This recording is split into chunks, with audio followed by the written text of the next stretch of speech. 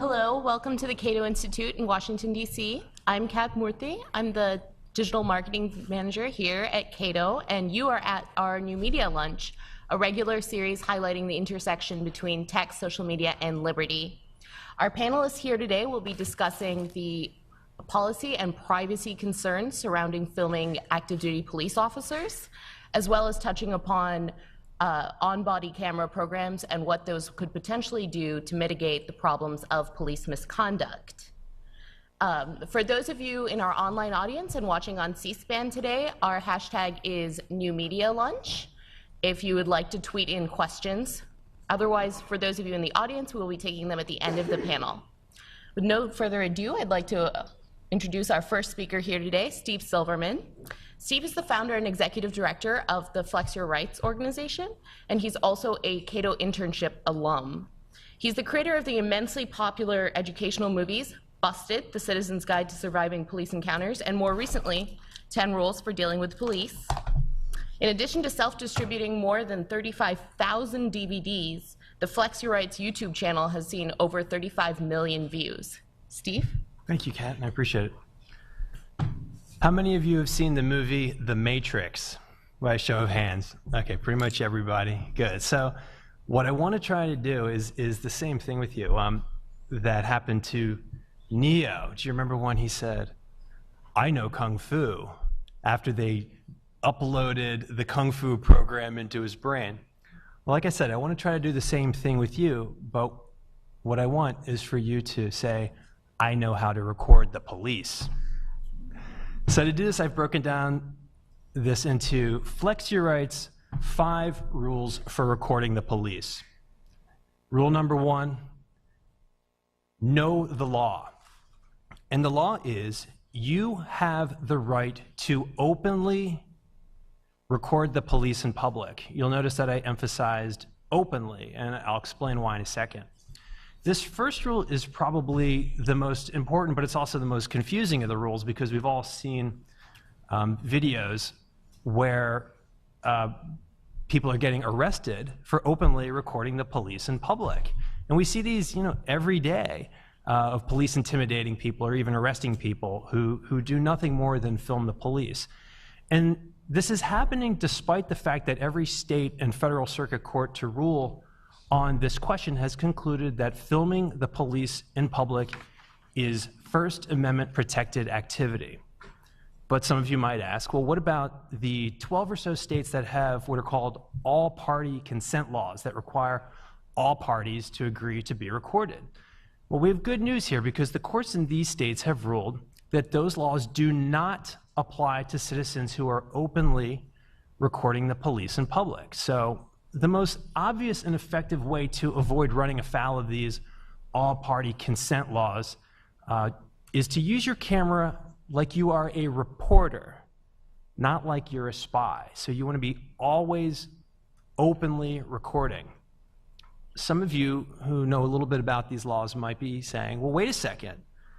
What about Massachusetts and Illinois? These are 2 states that have statutes on their book that make it illegal to record the police in public. Again, there's good news here, because in 2011, the First Circuit Court of Appeals covering Massachusetts declared their law to be unconstitutional. Soon afterwards, in 2012, the Seventh Circuit Court of Appeals covering Illinois did the exact same thing. So those laws have been invalidated.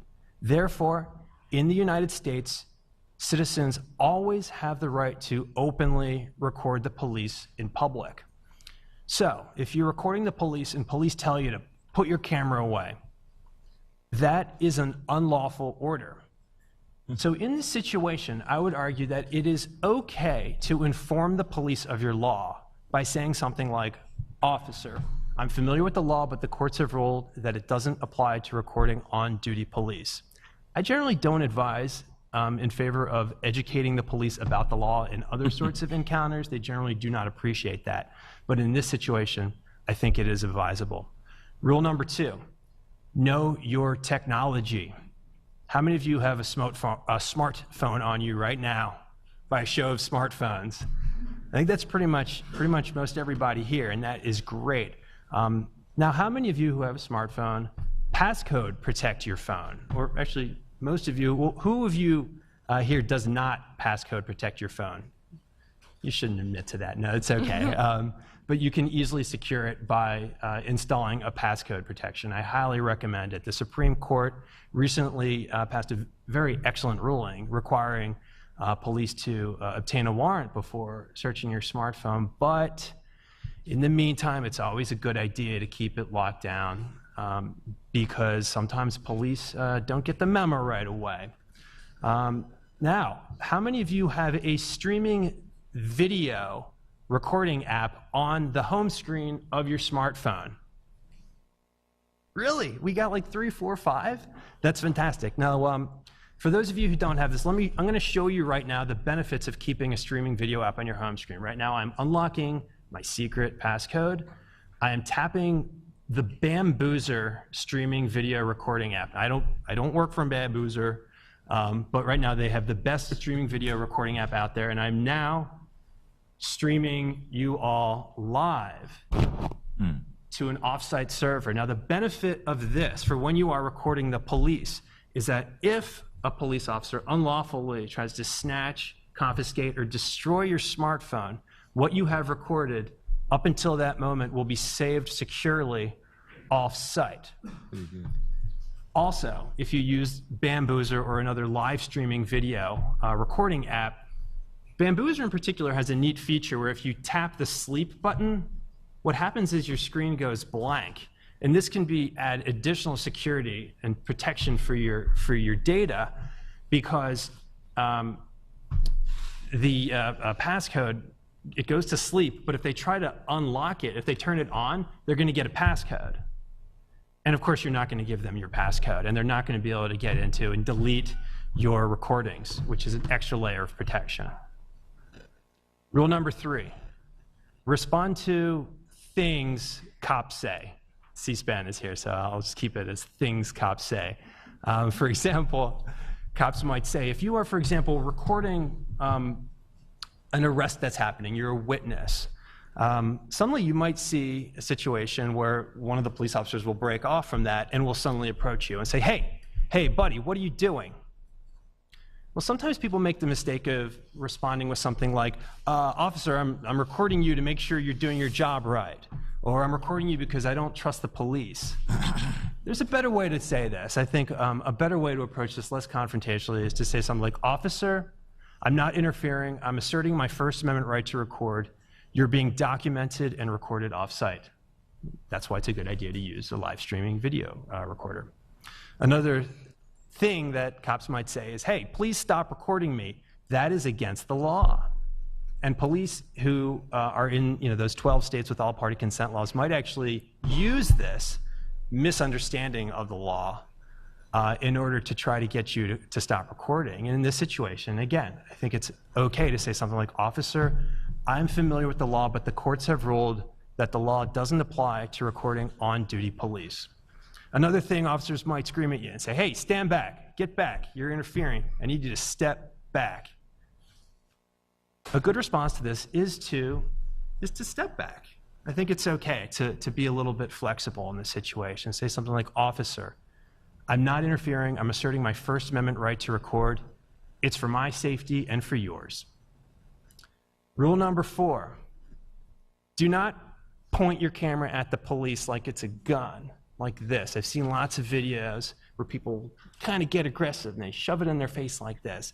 I don't think it's a really good idea. I think a better way to do it, and also you can avoid that vertical video syndrome that you might see in some videos that people post online where you see the black borders and it's really ugly and it looks like you're looking at the video through like a crack in a door. Make sure you go horizontal.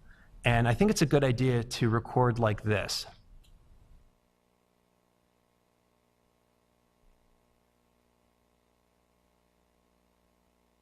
When you hold the phone at waist level, I think it's a lot less confrontational pose, and you can still look at the screen and get a perfectly good shot. You don't have to frame it up like a cinematographer. It's okay if you clip the officer's head in the process, but it's better than pointing your camera like a gun, and you can avoid that vertical video. Rule number 5, final rule.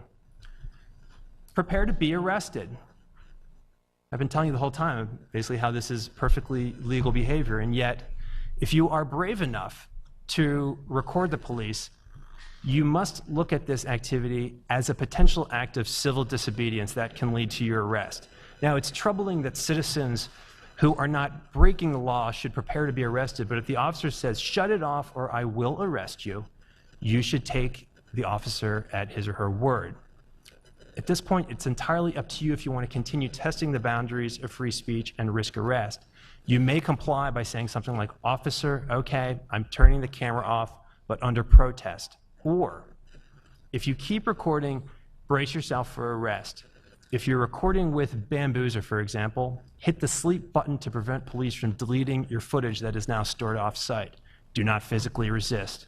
And as with any arrest, you have the right to remain silent until you speak with a lawyer. You should use this right by shutting up. Keep calm and be confident that any frivolous charges against you will almost certainly be dropped, and you will have preserved video evidence of an illegal arrest that might become the basis of a potentially lucrative lawsuit. But more importantly than that, your brave stand could help change the way police treat other citizens who assert their First Amendment right to record police. So congratulations, you've all been upgraded. You now know how to record the police. Okay, thank you, Steve. Our next presenter here today is Jonathan Blanks. Jonathan is a researcher